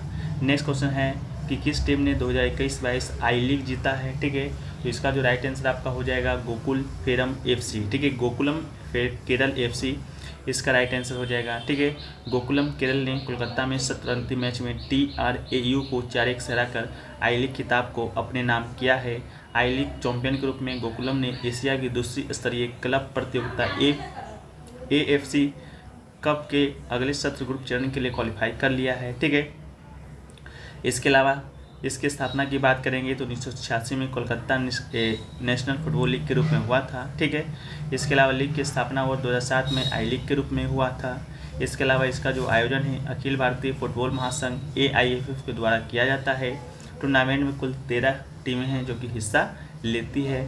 नेक्स्ट क्वेश्चन पूछा गया कि किस भारतीय लेखक ने प्रसिद्ध पुस्तक मानसरोवर लिखी है, मानसरोवर लिखे हैं, तो इसका राइट आंसर आपका प्रेमचंद्र हो जाएगा। मानसरोवर है जो कि एक पुस्तक है जो कि आपका प्रेमचंद जी के द्वारा लिखा गया है। प्रेमचंद की बात करेंगे जिन्हें धनपत राय श्रीवास्तव के नाम से जाना जाता है। एक भारतीय लेखक थे और अपने समकालीन हिंदुस्तानी लेखन के लिए जाने जाते थे। उनका जन्म 31 जुलाई 1880 को और मृत्यु 8 अक्टूबर 1936 को हो गया था। हिंदू और उर्दू सामाजिक उपन्यासों का आविष्कार आपका प्रेमचंद जी के द्वारा ही किया गया था। नेक्स्ट क्वेश्चन में पूछा गया है कि निम्नलिखित में से कौन सी नदी राजस्थान से निकलती है। तो राइट आंसर आपका बनास नदी हो जाएगा। बनास जो नदी है वो आपका राजस्थान से निकलती है। नदी कुंभलगढ़ के पास अरावली पर्वत श्रृंखला के खमनोर पहाड़ियों से निकलती है। ठीक है, इसे वन की आशा के नाम से भी जाना जाता है और ये राजस्थान के मेवाड़ क्षेत्र से उत्तर पूर्व की ओर बहती है और सवाई माधोपुर जिले के रामेश्वर गांव के पास चंबल से मिलती है। इसके अलावा वेटच और मैनाली बनास नदी के दाहिने किनारे की सहायक नदियां हैं। इसके अलावा कोठारी, खारी, ढाई, धील नदी, सोहदरा नदी, मोरेल और कालीसिल बनास नदी की बाएं किनारी ओर की सहायक नदियां हैं। इसके अलावा चंबल नदी की बात करेंगे तो चंबल नदी दोस्तों आपका ये यमुना नदी की सहायक नदी है। ये आपका मध्य प्रदेश के पश्चिम राज्य के महू के दक्षिण में विंध्याचल पर्वत श्रृंखला से प्रारंभ होती है। ठीक है, सिर्फ आपको विंध्याचल पर्वत याद रखना है। ये उत्तर से दक्षिण पूर्व राजस्थान में बहती है। ये 5 नदियों के संगम पर समाप्त होती है, जिसे उत्तर प्रदेश में बरह के पास पचनाडा में भिंड इटावा जिलों के बीच पर चंबल, क्वारी, यमुना, सिंध और पहुंच में शामिल है। इसकी प्रमुख सहायक नदी की बात करेंगे तो छिपरा, काली सिंध, पार्वती, वंसा, नेवज, कवाड़ी और सिंध, ये आपकी चंबल नदी की सहायक नदियां हैं। ठीक है, इसके अलावा नर्मदा नदी की बात करेंगे तो ये कहाँ से निकलती है। तो ये दोस्तों आपका मध्य प्रदेश के अनूपपुर जिले के अमरकंटक में स्थित नर्मदा कुंड से निकलती है। ऑप्शन में आपका अमरकंटक बार बार दिया जाता है, उसको याद रख लीजिएगा। इसकी कुछ प्रमुख सहायक नदी की बात करेंगे तो बरना हो जाएगा, तवा हो जाएगा, कन्नार, कोलार, मान, हटनी, उड़ी, शक्कर, ये सब क्या है तो नर्मदा नदी की सहायक नदियाँ हैं। ये मध्य प्रदेश की सबसे लंबी नदी है और मध्य प्रदेश की जीवन रेखा यही नदी को कहा जाता है। इसके अलावा नर्मदा नदी द्वारा बनाए गए झरनों में कपिल धारा, दूध धारा जलप्रपात जो कि अनूपपुर जिले में है, धुंधार जलप्रपात जो कि भेड़ाघाट जबलपुर में है, सहस्त्र धारा जलप्रपात जो कि महेश्वरी खरगोन में है और दर्दी जलप्रपात और मानधाता जलप्रपात आदि शामिल है। ठीक है, इसके अलावा माही नदी की बात कर लेते हैं हम लोग। तो माही नदी आपका मध्य प्रदेश से शुरू होता है और राजस्थान के वागड़ क्षेत्र से बहते हुए गुजरात में प्रवेश करता है और अरब सागर में मिल जाता है। यह ताप्ती नदी, साबरमती नदी, लूनी नदी और नर्मदा नदी के साथ भारत में पश्चिम की ओर बहने वाली 5 नदियों में से एक है और सहायक नदियाँ सोम, अनस और पनम है माही नदी का। ठीक है, इसके अलावा नेक्स्ट क्वेश्चन आपसे पूछा गया है कि बड़ी मात्रा में डैश कैंसर कोशिकाओं को मारती है, उनके डीएनए को नष्ट करके उनकी वृद्धि को धीमा कर देती है। कैंसर कोशिकाएं जिनका डीएनए इतना क्षतिग्रस्त हो जाता है कि उन्हें ठीक नहीं किया जा सकता है, विभाजित होना बंद हो जाती है या नष्ट हो जाती है।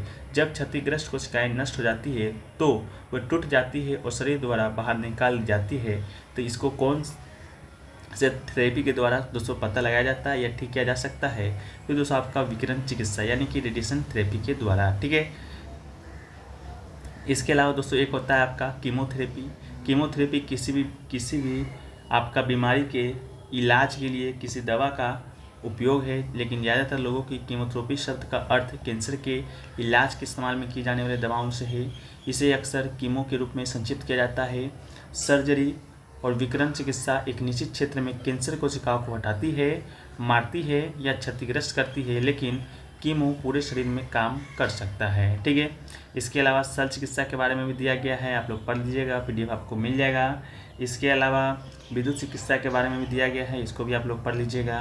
नेक्स्ट क्वेश्चन दिया गया है कि भारतीय संविधान का निम्नलिखित में से कौन सा अनुच्छेद उच्च न्यायालयों की याचिका यानी रिट से संबंधित है। तो यहाँ पर दोस्तों आपका उच्च न्यायालय दिया गया है, तो उच्च न्यायालय से संबंधित जो रिट है आपका अनुच्छेद 222 से संबंधित है।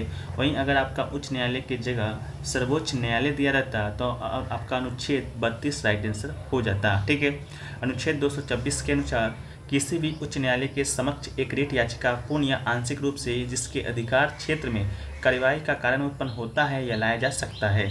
जिस प्राधिकरण के खिलाफ रिट याचिका दायर की गई है वो क्षेत्र के भीतर स्थित है या नहीं, यह अप्रासंगिक है। ठीक है, इसके अलावा रिट अदालत के नाम पर लिखित आदेश का एक रूप होता है। संविधान का अनुच्छेद 32 या संवैधानिक उपचारों का अधिकार एक मौलिक अधिकार है, जिसमें कहा गया है कि व्यक्ति को संविधान के द्वारा मान्यता प्राप्त अन्य मौलिक अधिकारों को लागू कराने के लिए सर्वोच्च न्यायालय से संपर्क करने का अधिकार है। इसके अलावा एक है आपका अनुच्छेद 121। अनुच्छेद 121 कहता है कि किसी सर्वोच्च न्यायालय या उच्च न्यायालय के न्यायाधीशों के कार्य के बारे में अपने कर्तव्यों का पालन करते हुए संसद में बहस की अनुमति नहीं है जब तक कि वह न्यायाधीश की बर्खास्तगी के प्रस्ताव का हिस्सा ना हो। ठीक है, इसको भी याद रखिएगा। नेक्स्ट क्वेश्चन है आपका कि निम्नलिखित में से कौन भारतीय संविधान की 7वीं अनुसूची की संघ सूची के अंतर्गत आता है? तो इसका राइट आंसर आपका बाट और माप के मानकों की स्थापना राइट आंसर हो जाएगा। भारतीय संविधान की जो 7वीं अनुसूची है, सूची के संदर्भ में संघ और राज्यों के बीच शक्तियों के विभाजन से संबंधित है। भारत के संविधान की 7वीं अनुसूची संघ और राज्यों के बीच शक्तियों और कार्यों के आवंटन को परिभाषित और निर्देशित करता है। इसमें आपका 3 सूचियां हैं। पहला आपका संघ सूची है, दूसरा आपका राज्य है, तीसरा आपका समवर्ती है। ठीक है, और भारतीय संविधान की 7वीं अनुसूची की बात करेंगे तो जब संविधान आपका लागू हुआ था उस समय आपका 97 विषय थे, लेकिन अब बात करेंगे वर्तमान में, तो वर्तमान में दोस्तों आपका 100 विषय है। ठीक है, इसके अलावा बात करेंगे 88वां संविधान संशोधन के बारे में। तो 88वां संशोधन में संघ सूची में एक नया विषय जोड़ा गया था जिसे सेवाओं पर कर कहा जाता है। राज्य सूची की बात करेंगे तो इसमें आपका 61 विषय है, 61 विषय था लेकिन अब आपका 66 विषय है। इसके अलावा आपका समवर्ती सूची की बात करेंगे तो इसके अंतर्गत 52 विषय शामिल है वर्तमान में। नेक्स्ट क्वेश्चन की बात करेंगे तो निम्नलिखित में से किस राज्य में 2021 तक भारत में सोने के अयस्क का भंडार है? ठीक है, तो इसको बता दें तो इसका जो राइट आंसर आपका हो जाएगा बिहार, इसका राइट आंसर हो जाएगा। ठीक है, राष्ट्रीय खनिज सूची डेटा के अनुसार देश में स्वर्ण अयस्क प्राथमिकी के कुल भंडारण संसाधन 501.83 मिलियन टन होने का अनुमान लगाया गया है। भारत में स्वर्ण अयस्क यानी कि प्राथमिकी के सबसे बड़े संसाधन बिहार 44% स्थित है। इसके बाद राजस्थान आपका 25% है, कर्नाटक आपका 21%, पश्चिम बंगाल 3 और आंध्र प्रदेश 3 और झारखंड 2% है। ठीक है, नेक्स्ट क्वेश्चन देखिए पूछा गया है इसके पहले आपको बता दें कि कर्नाटक जो है भारत में सोने का सबसे बड़ा उत्पादक है। ठीक है, नेक्स्ट क्वेश्चन आपका है कि अक्टूबर 2022 में पीएम नरेंद्र मोदी ने किस राज्य में बल्क ड्रग पार्क की स्थापना की थी?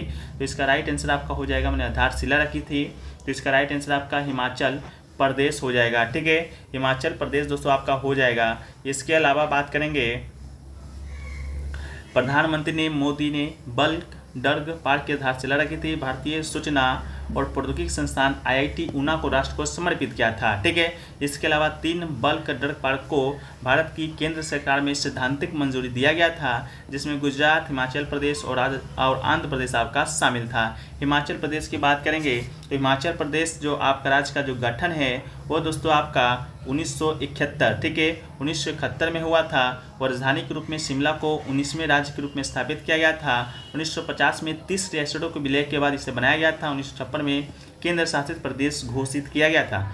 नेक्स्ट क्वेश्चन है कि भारत की कौन सी नदी बंगाल की खाड़ी में गिरती है? तो गोदावरी नदी इसका राइट आंसर हो जाएगा। ठीक है, बंगाल के दक्षिण में महानदी गोदावरी, कृष्णा नदी एवं कावेरी नदियाँ भारत उपमहाद्वीप में पश्चिम से पूर्व विमुख बहने वाली और बंगाल की खाड़ी में गिरने वाली नदियाँ हैं। ठीक है, इसके अलावा महानदी के विषय में भी यहाँ पर दिया गया है, आप लोग पढ़ लीजिएगा। ये निकलता कहाँ से है? तो सतपुरा पर्वत श्रृंखला से निकलता है, पूर्वी भारत का एक नदी है और पूर्व में बंगाल की खाड़ी में जाकर गिर जाता है। मुख्य रूप से छत्तीसगढ़ उड़ीसा में बहता है और इस नदी पर सबसे ज़्यादा जो बड़ा बांध है वो आपका हीराकुंड बांध है महानदी पर। ठीक है, नेक्स्ट क्वेश्चन देखिए पूछा गया है कि प्रोग्राम इंस्ट्रक्शन के होल्ड करने के लिए किसका उपयोग किया जाता है जिससे कंप्यूटर के जीवन भर नहीं बदला जा सकता है? तो रोम इसका आपका राइट आंसर हो जाएगा। कंप्यूटर में रोम का जो मतलब होता है रीड ओनली मेमोरी होता है, इस बात को बस याद रखिएगा।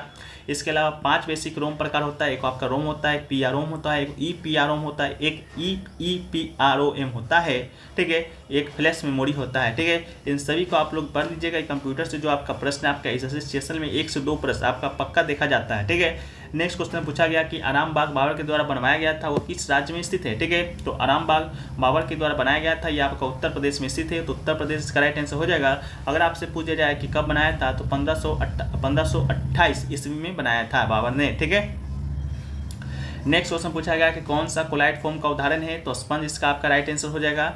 स्पंज एक प्रकार का कोलाइड है जिसमें गैस तरल के बजाय ठोस में परिक्षेपित होती है। स्पंज में एक ठोस पदार्थ जैसे कि सेल्यूलोज, पॉलीयूरेथेन छिद्रों का एक नेटवर्क बनता है जिससे गैसों को फंसाता है। नेक्स्ट क्वेश्चन देखिए पूछा गया है कि MS Word 365 में प्रिंट व्यू में स्विच करने के लिए निम्न में किस शॉर्टकट का प्रयोग किया जाता है? तो इसका राइट आंसर आपका Ctrl+Alt+1 इसका राइट आंसर हो जाएगा। इसके अलावा Ctrl+M की बात करेंगे तो पैराग्राफ इंडेट करने के लिए किया जाता है, Ctrl+V बोल्ड करने के लिए किया जाता है, Ctrl+D फॉन्ट का विकल्प आपको मिलता है। इसी प्रकार आपका अल्ट प्लस ए को देखना है, अल्ट प्लस ई को देख लेना है, कंट्रोल प्लस ए को भी देख लीजिएगा, control plus C, control plus B, control plus home, control plus end, इन सभी को आप लोग एक बार पढ़ लीजिएगा। पीडीएफ आपको टेलीग्राम पे मिल जाएगा, लिंक डिस्क्रिप्शन में दिया गया है, आप लोग जाकर वहाँ से ज्वाइन हो जाइएगा। अगर टेलीग्राम पे नहीं मिलता है, किसी कारण बस लेट हो जाता है, तो आपको व्हाट्सअप नंबर दिया जाता है, आप लोग वहाँ से भी डायरेक्ट प्राप्त कर सकते हैं। व्हाट्सअप नंबर आपको सामने दिख रहा होगा, 9973741666 लिखिएगा आज का क्लास का पीडीएफ। ठीक है, नेक्स्ट क्वेश्चन पूछा गया है कि 1956 के औद्योगिक नीति संकल्प ने डैश का आधार बनाया था। तो ये आपका द्वितीय पंचवर्षीय योजना के समय औद्योगिक नीति आपका आधार बना था। ठीक है, औद्योगिक नीति संकल्प 1956 जिसे कि महालनोबिस मॉडल द्वारा आकार दिया गया था। ठीक है, इसका उद्देश्य क्षेत्रीय समानता का नींव रखना था। इस संकल्प में दूसरी पंचवर्षीय योजना का आधार बनाया था। वो योजना जिसने समाज के समाजवादी पैटर्न के आधार पर बनाने का प्रयास किया था। नेक्स्ट क्वेश्चन है कि 18 सितंबर 2022 को किस प्रसिद्ध पुरुष लॉन टेनिस खिलाड़ी ने संन्यास का ऐलान किया था। तो रोजर फेडरर इसका राइट आंसर हो जाएगा, रोजर फेडरर इसका राइट आंसर हो जाएगा। ये आपका किससे संबंधित है, टेनिस से संबंधित है। ठीक है, ये आपके खिलाड़ी हैं रोजर फेडरर, देख लीजिएगा। ये आपका पेशेवर आपके टेनिस खिलाड़ी हैं, व्यापक रूप से सभी समय के महानतम टेनिस खिलाड़ियों में से एक माने जाते हैं। नेक्स्ट क्वेश्चन पूछा गया कि निम्नलिखित में से कौन पल्लवों की राजधानी थी। ठीक है, तो पल्लव का राजधानी आपका कांचीपुरम था, कांचीपुरम इसका राइट आंसर हो जाएगा। कांचीपुरम रेशम और शैलकृत मंदिरों के अत्यधिक निर्माण के लिए जाना जाता है। इसके अलावा पल्लव वंश की स्थापना की बात करेंगे तो सिंह विष्णु ने किया था। अवधि की बात करेंगे तो 275 ईसा पूर्व से 897 ईसा पूर्व तक माना जाता है। इसके अलावा एक ऑप्शन पाटलिपुत्र दिया गया था। तो पाटलिपुत्र बता दें यहाँ का मौर्य समाज की राजधानी थी। ठीक है, किसका राजधानी था, मौर्य समाज का राजधानी था। पाटलिपुत्र अपने व्यापार और माल के निर्यात के लिए जाना जाता है। मौर्य समाज के संस्थापक आपका चंद्रगुप्त मौर्य था। और मौर्य समाज की अवधि की बात करेंगे 322 ईसा पूर्व से 187 ईसा पूर्व तक मानी जाती है। इसके अलावा राजगीर की बात करेंगे तो राजगीर आपका मगध समाज की पहली राजधानी थी। ये जो मौर्य साम्राज्य है वो दोस्तों आपका मगध साम्राज्य का हिस्सा था, मौर्य साम्राज्य नहीं था, मौर्य राजवंश था। ठीक है, इसके अलावा राजगीर अपने शैलकृत गुफाओं, मंदिरों और किलों के लिए जाना जाता है। मगध साम्राज्य के संस्थापक की बात करेंगे तो राजा बिंबिसार थे। 544 ईसा पूर्व से 413 ईसा पूर्व तक राजगीर मगध राज्य की स्थापना की थी। इसके अलावा तक्षशिला की बात करेंगे तो तक्षशिला आपका गंधार जो महाजनपद था उसका राजधानी हुआ करता था। बौद्ध धार्मिक स्मारकों के लिए जाना जाता है। गंधार राज्य का संस्थापक आपका दून राजकुमार गंधार था। और गंधार राज्य का जो समय काल था 1500 ईसा पूर्व से आपका 535 ईसा पूर्व तक था। नेक्स्ट क्वेश्चन पूछा गया कि भारत में अंडमान निकोबार और लक्षद्वीप सहित मुख्य भूमि के समुद्र तट की कुल लंबाई कितनी है। तो 7516.6 किलोमीटर इसका राइट आंसर हो जाएगा। ठीक है, इसके अलावा अंडमान निकोबार लक्षद्वीप समूह सहित मुख्य भूमि के समुद्र तट की कुल लंबाई की बात करेंगे 7516.6 किलोमीटर है। गुजरात सामरिक दृष्टि से भारत के समुद्र तट के सबसे बड़े हिस्से के साथ स्थित है। इसके बाद आंध्र प्रदेश और आपका तमिलनाडु है। भारत के कुल तटों में 22.6 से अधिक द्वीप अंडमान और निकोबार लक्षद्वीप समूह है। ठीक है, नेक्स्ट क्वेश्चन पूछा गया कौन सा भारतीय वित्तीय संस्थान शेयर बाजारों में निवेशकों की सुरक्षा करता है। तो सेबी इसका राइट आंसर हो जाएगा। ठीक है, भारतीय प्रतिभूति और विनिमय बोर्ड। ठीक है, भारत में शेयर बाजार में निवेशकों की सुरक्षा करने का जो प्राथमिक वित्तीय संस्था है आपका सेबी है। सेबी एक आपका नियामक निकाय है, 1988 में इसे स्थापित किया गया था। ये आपका Bombay stock exchange BSE Mumbai Bharat का प्रमुख स्टॉक एक्सचेंज है, तो ये इसको भी याद रखिएगा। और 1875 में स्थापित किया गया था BSE को। ये एशिया का सबसे बड़े पुराने स्टॉक एक्सचेंज से बंद एक है। ठीक है, नेक्स्ट क्वेश्चन पूछा गया कि भारत में सितार के उस्ताद यानी कि सितारों माइस्ट्रो के रूप में जाना जाता है। तो पंडित रविशंकर इसका राइट आंसर हो जाएगा। पंडित रविशंकर को भारत में सितार के उस्ताद के रूप में जाना जाता है। और वो आपके प्रसिद्ध संगीतकार थे जिनका जन्म 1920 में हुआ था और वाराणसी में, और 2012 में इनका निधन हो गया था। नेक्स्ट क्वेश्चन है कि निम्नलिखित में से किस कंपनी ने सितंबर 2022 में मून लाइटनिंग यानी कि किसी कर्मचारी अपनी फुल टाइम अस्थायी नौकरी के साथ किसी दूसरी कंपनी में काम करने के आरोप में लगभग 300 कर्मचारी को नौकरी से निकाल दिया था। तो ये आपका विप्रो ने निकाल दिया था। ठीक है, इसको याद रखिएगा। मून लाइटिंग होता क्या है तो आपको हम बता चुके हैं कि एक कंपनी में अगर आप काम कर रहे हैं तो दूसरी कंपनी में आप काम नहीं कर सकते हैं। इसी को आरोप लगाकर आपको विप्रो ने 300 कर्मचारी को बाहर लिखा दिया था। विप्रो के चेयरमैन आपका ऋषभ प्रेम जी हैं, बस इसको याद रखिएगा, ज़्यादा मत याद रखिए। नेक्स्ट क्वेश्चन है कि निम्नलिखित में से किन दो टीमों ने PKL के सीजन 8 के फाइनल मैच खेला था। तो दबंग दिल्ली और पटना पायरेट्स। ठीक है, दबंग दिल्ली बनाम पटना पायरेट्स इसका आपका राइट आंसर हो जाएगा। PKL का 8 का फाइनल खेला था और दबंग दिल्ली दोस्तों आपका जीता भी था। और PKL का अर्थ होता है प्रो कबड्डी लीग होता है। ठीक है, PKL का कबड्डी होता है, प्रो कबड्डी लीग होता है। ठीक ठीक है। लीग की स्थापना 2014 में हुआ था। इसकी लोकप्रियता में तेजी से वृद्धि हुई थी। ये भारत में सबसे ज़्यादा देखी जाने वाली लीग में से एक बन गया था। अगला है आपका, किसी पदार्थ की ऊष्माधारिता को मापने के लिए प्रयोगशाला में किस उपकरण का उपयोग किया जाता है? तो कैलोरीमीटर इसका आपका राइट आंसर हो जाएगा। तो ये दोस्तों आपका 25 प्रश्न रहा जो कि आपके एग्जाम में आ सकते हैं। बाकी इसका पीडीएफ प्राप्त करने के लिए अमन प्रा GKGS पर आप GKGS पर जा सकते हैं। यहाँ पर इस तरह का इंटरफेस आपको दिखेगा। अमन प्रा GKGS सर्च कीजिएगा, नहीं तो डिस्क्रिप्शन में लिंक दिया गया है। बाकी हमारे चैनल को सब्सक्राइब कर लीजिए। वीडियो पसंद आए वीडियो को लाइक कर दीजिए, चैनल पर नए चैनल को सब्सक्राइब कर दीजिए। जय हिंद।